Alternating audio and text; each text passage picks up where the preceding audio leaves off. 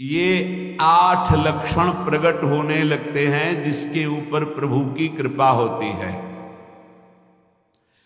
हमारे ऊपर प्रभु की कृपा है, ये हम कैसे पहचाने?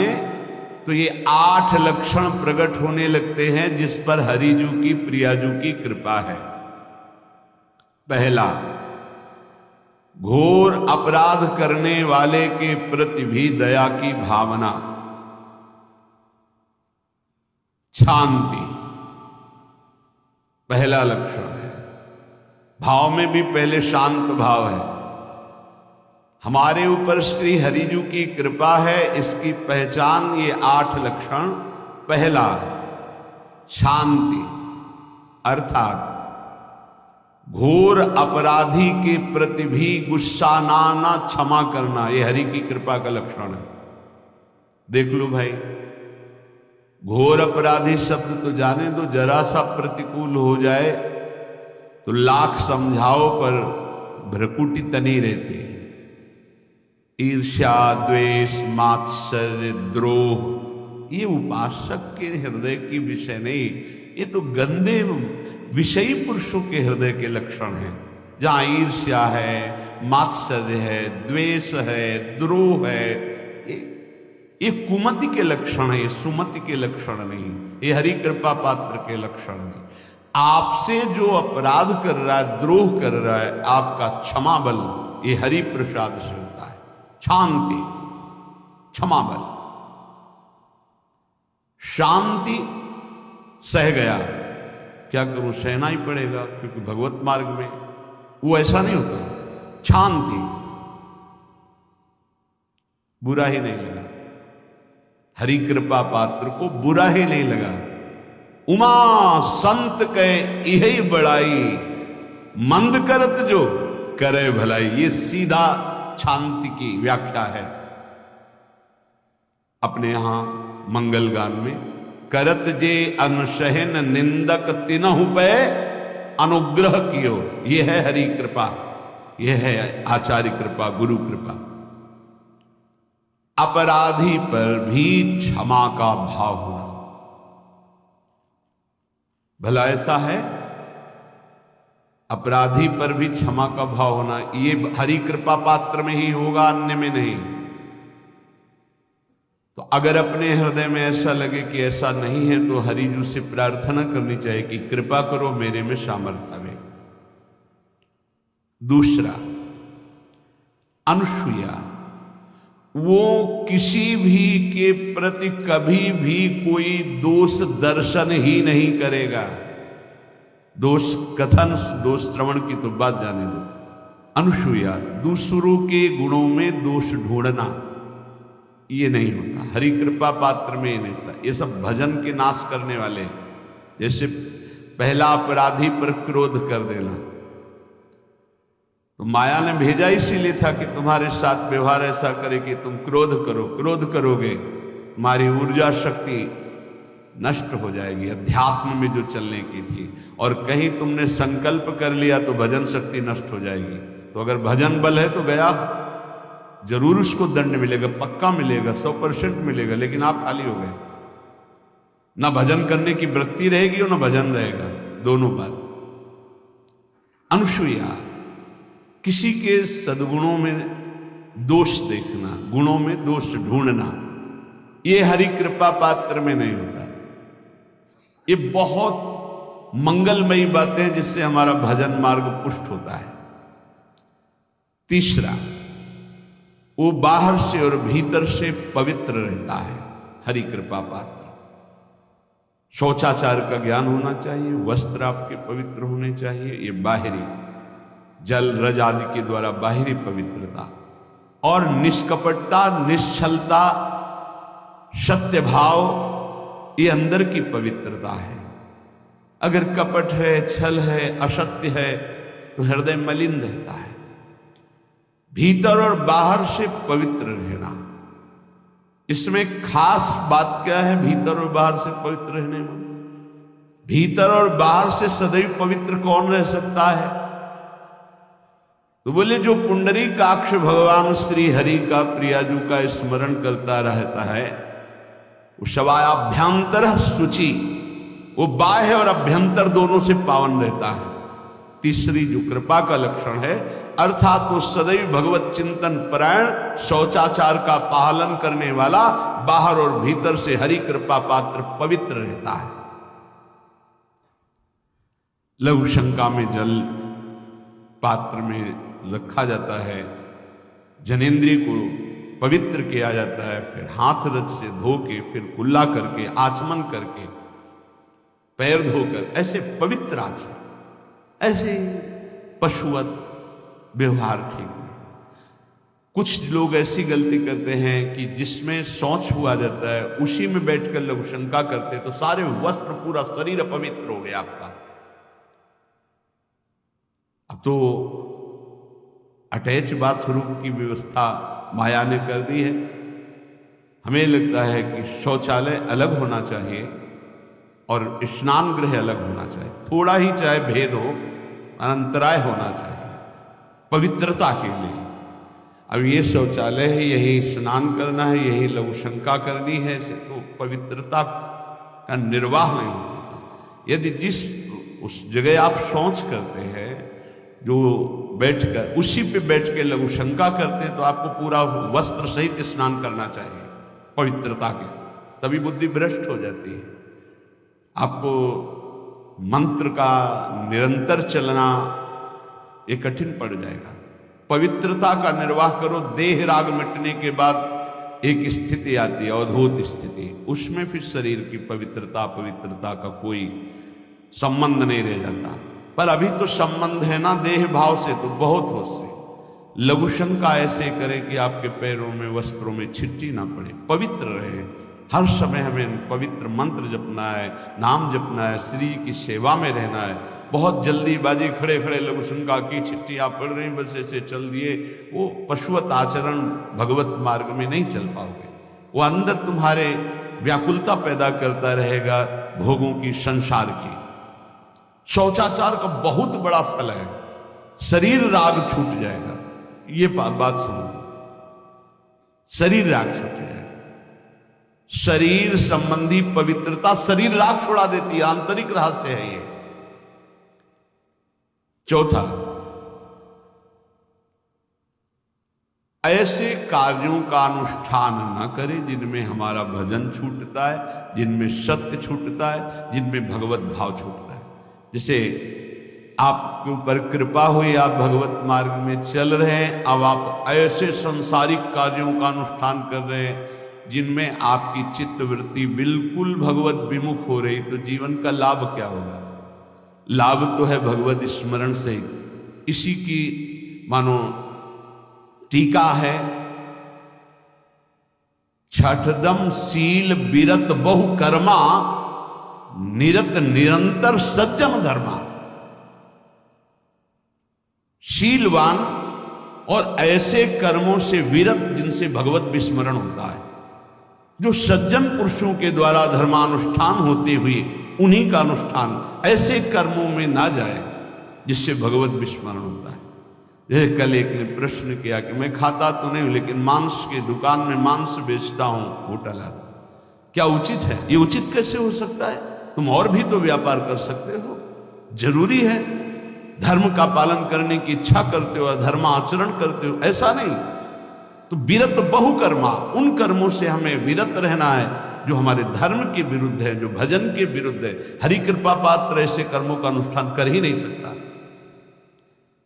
और शारीरिक श्रम इतना जिससे हमारा भजन का तार ना टूटे। जब भजन का अभ्यास किया जाता है तो हर कार्य को सुचारू रूप से करते हुए एकाग्रता भजन में रखी जाती है। हम वो कार्य जल्दी से कर ही नहीं सकते जिसमें भजन छूट जाए और कार्य पूरा हो। नहीं, हम कार्य करेंगे, हमें छोड़ दीजिए, हम अपने चिंतन से युक्त होते ही बिल्कुल कार्य करेंगे।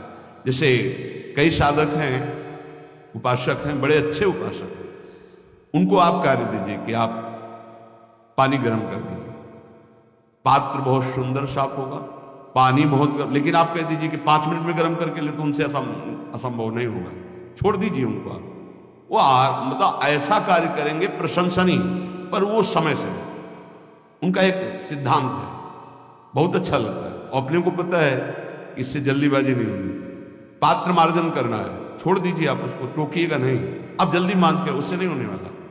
वो तनिक भी दोष नहीं रहने देगा पात्रों में, पर समय दीजिए, आराम आराम शुरू कर। हमें अच्छा लगता है भगवत चिंतन परायण उपासक की यही वृत्ति होती है। पोछा लगाना है बिल्कुल बढ़िया लगेगा, लेकिन आपको सर से घुमाते हुए ऐसा नहीं होगा, आप छोड़िए और जाइए, हटिए, और वो अपने ढंग से लगाएगा और एकदम क्लीन करके। यही उपासक का लक्षण होता है। जो कार्य करेगा सांगोपांग करेगा, पर वो बहुत मस्ती से होगा क्योंकि उसका भगवत चिंतन चल रहा है। अधिक ऐसे जिससे हमारा चिंतन छूट जाए, थोड़ा संयम में आना चाहिए। ये भगवत कृपा पात्र का लक्षण है। अपने भजन का फल देखना भगवत कृपा पात्र की, सबको प्रदान कर देना। हिम्मत है? अपने भजन, इतनी मेहनत से किया हुआ भजन, भजन होने के बाद हे प्रभु इस भजन का फल हो, सर्वे भवन्तु सुखिना सर्वे सन्तु निरामयः। यहां तो कहते महाराज एक माला रोज आपके लिए करता हूं कि आपकी बीमारी ठीक रहे, तो शेष किसके लिए करते हो प्रभु? शेष अगर इष्ट और गुरु के लिए तुम्हारा है कि एक माला करते तो फिर इतनी माला करते तो हमें क्या होगा?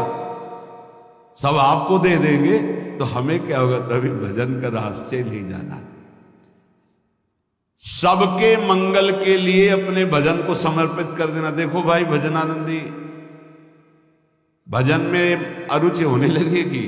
नहीं होने लगेगी। सुबह से शाम तक पसीना चुआए हम और भजन का फल दे दे सबको, तो इसका रहस्य बताते हैं। सबको जे भी कहा सर्वे भवन्तु सुखिना, तो सर्वत्र विराजमान भगवान वही पलटकर अनंत रूपों में आपके ऊपर बरस पड़ेंगे। ये आंतरिक रहस्य है। हमने जो भजन किया वो एक सीमा में था, और जब हमने संपूर्ण विश्व को दे दिया तो असीम बनकर वापस हुआ। ये भाव समझ में, अगर ये भाव लगे तो एकदम लगे हम अपना भजन क्यों दे दे सबको। उस सर्वात्मा में विराजमान जो हमारा प्रभु है उसी को समर्पित कर। सर्वे भवन्तु सुखिना, तो वो सब पलटकर सब जगह से वापस आया, सबका आशीर्वाद आया और वो महान बनता चला गया। ये लाभ है, आंतरिक लाभ। अगर तुम्हारा भाव ऐसा न बनता हो तो आप प्रभु को तो अर्पित करते ही है ना, तो वही प्रभु सब में विराजमान है। ऐसा भाव करके सर्वात्म स्वरूप भगवान को हमारा भजन समर्पित है। सब रूपों में प्रभु विराजमान है। ये हरि कृपा पात्र का लक्षण चल रहा है। और छठवां,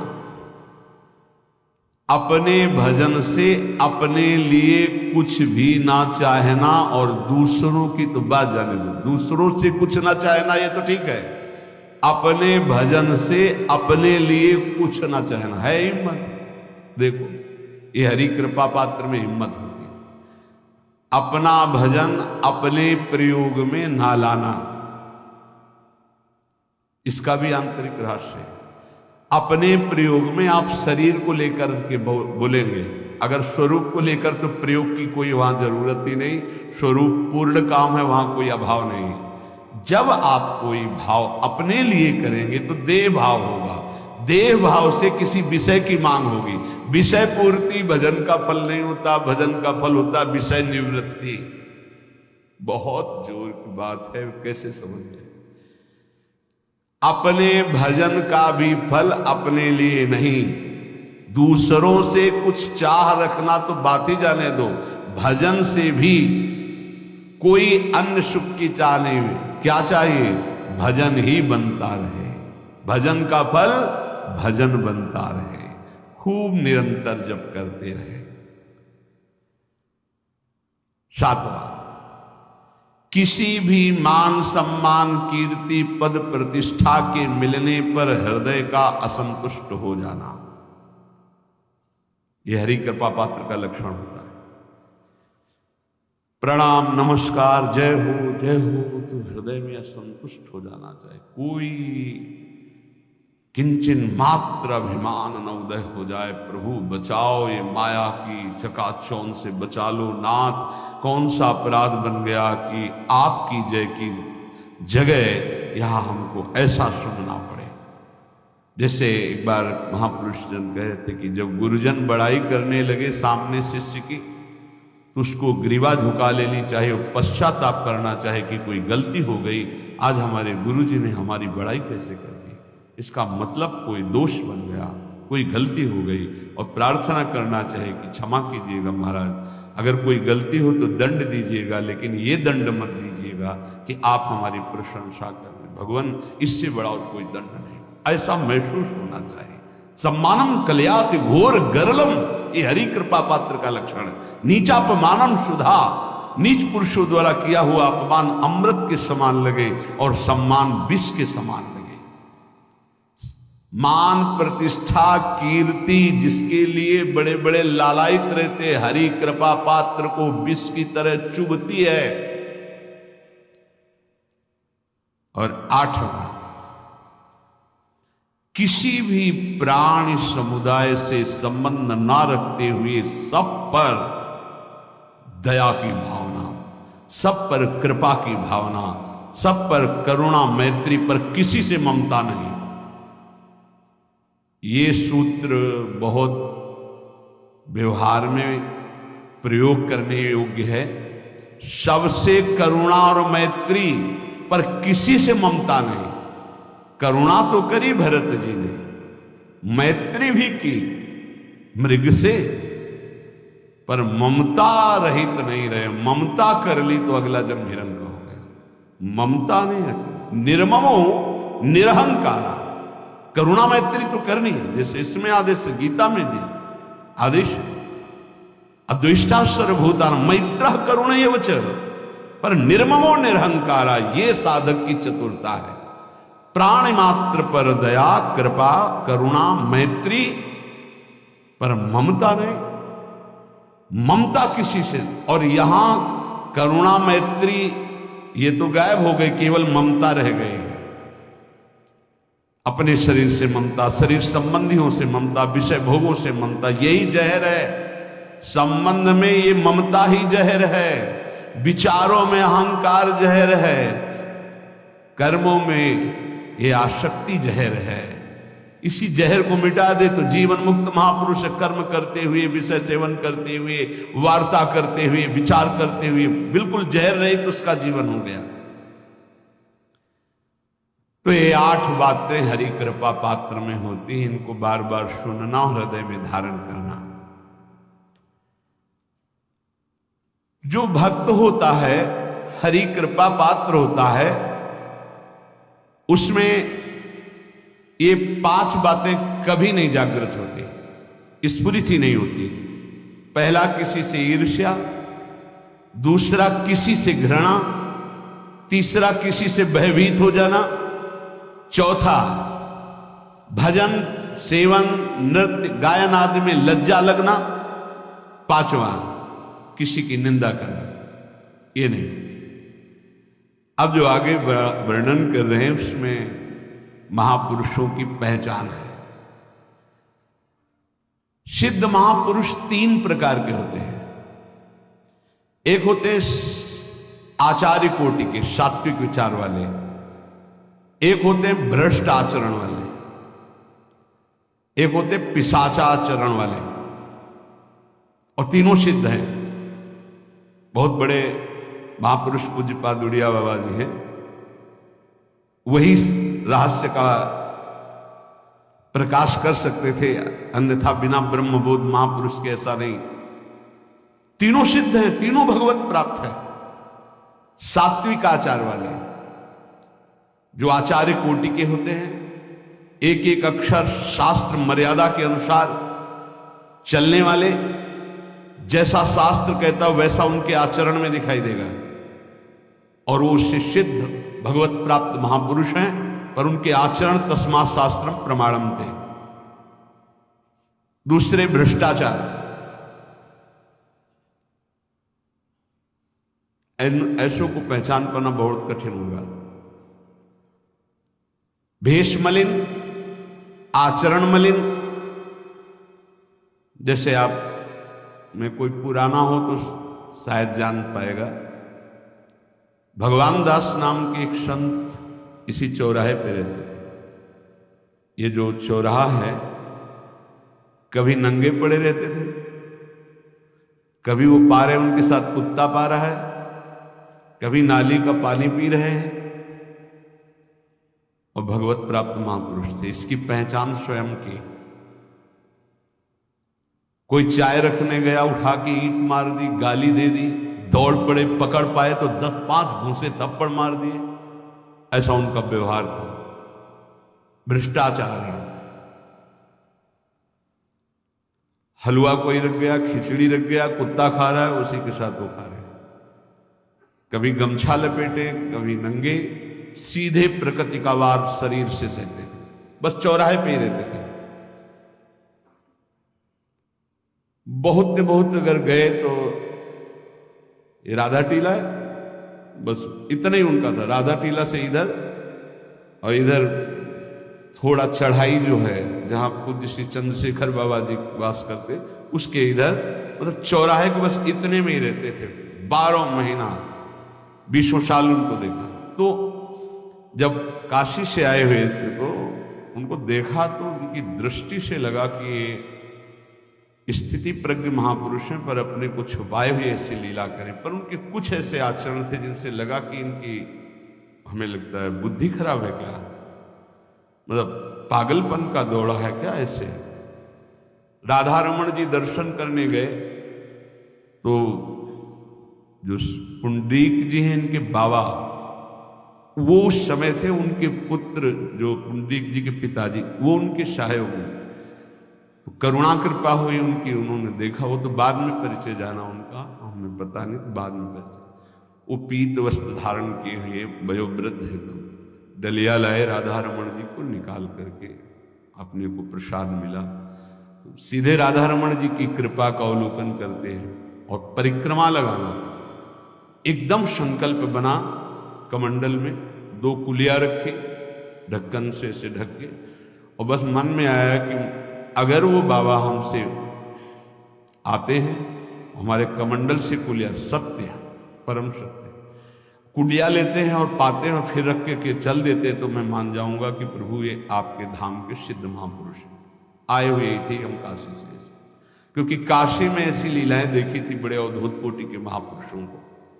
आपसे सत्य कहते, वो पेड़ हट गया, रमण रेती में था, बीच रोड में था, चबूतरा बना था, वो ऐसे पड़े थे, वहां के हम बैठ गए, बिजली की तरह उठे, रफ्तार से आए, खड़े हो गए हम बिल्कुल।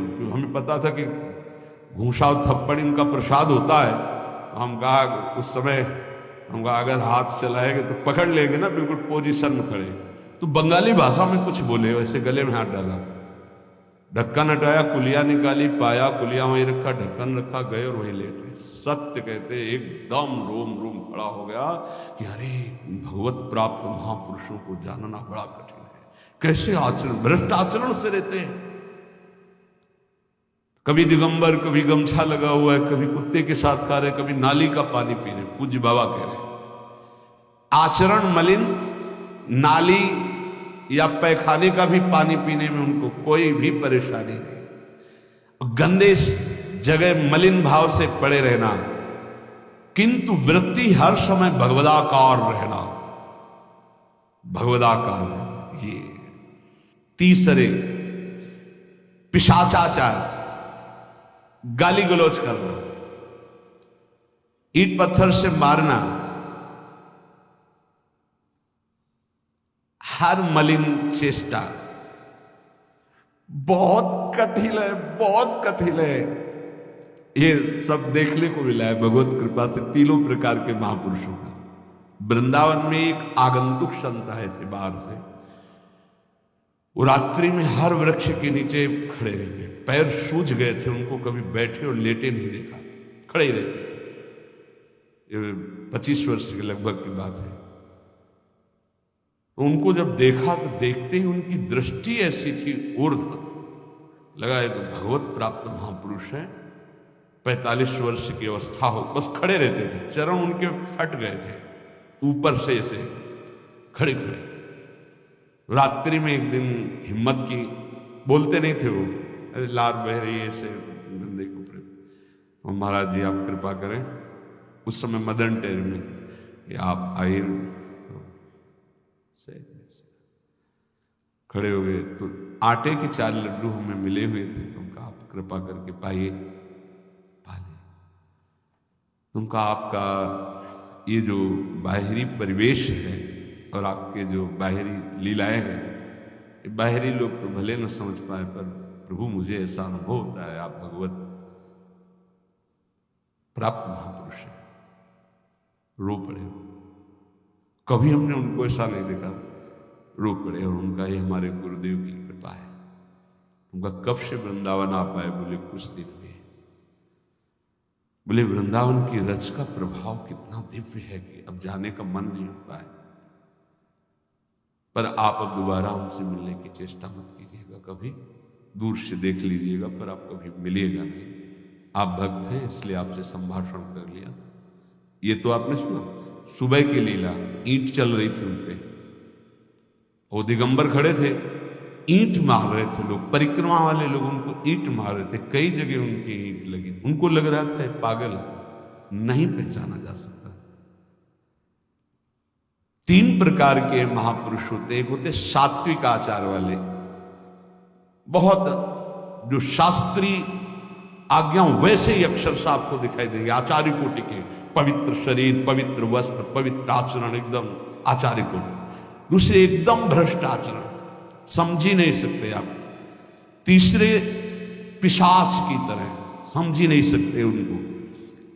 अब लाभ होता है केवल पहले वाले से, सात्विक, तस्मात् शास्त्रम प्रमाणम थे, इससे जनता का लाभ होता है। इन 2 से विशेष हानि हो जाती है, क्योंकि इनके आचरण ऐसे होते हैं, साधु अवज्ञा तुरंत, बहुत जल्दी विनाश होता है ऐसे महापुरुषों के अपमान से। सात्विक महापुरुषों के नहीं, अगर उनसे अपमान भी हो जाएगा तो क्षमा करेंगे वो सब। इनको न क्षमा से मतलब है, न पिटाई से मतलब है, इनकी दैवी शक्ति तुम्हारा नाश कर देगी। ऐसे से बहुत, क्योंकि इनको समझ में नहीं आएगा ना। काशी में भी देखा, कुल्हड़ चल रहे हैं सब, और ब्रह्माकार वृत्ति, लोग समझ नहीं पा रहे हैं, चाहे कि कुल्हड़ जमा मार रहे हैं उनके ऊपर।